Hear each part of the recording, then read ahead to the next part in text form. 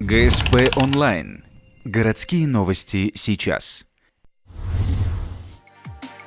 Прокуратура требует от городадминистрации разобраться с местами для торговли местных фермеров. В ноябре к стражам порядка обратился ухтинский предприниматель. Он жаловался, что участки для торговли выделяются на разный неравномерный срок. То есть это может быть 2 месяца, а в другой раз 4, 6 и так далее.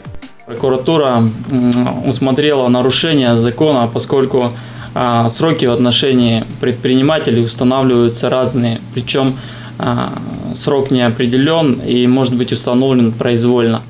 2 декабря прокуратура направила представление в адрес руководителя городадминистрации. Стражи закона требуют установить точный срок для всех, чтобы не устраивать дополнительных административных барьеров для предпринимателей. Отказ выполнить требования прокурора чреват штрафами. Для должностных лиц от 2 до 3 тысяч рублей, а юридическим лицам от 50 до 100 тысяч.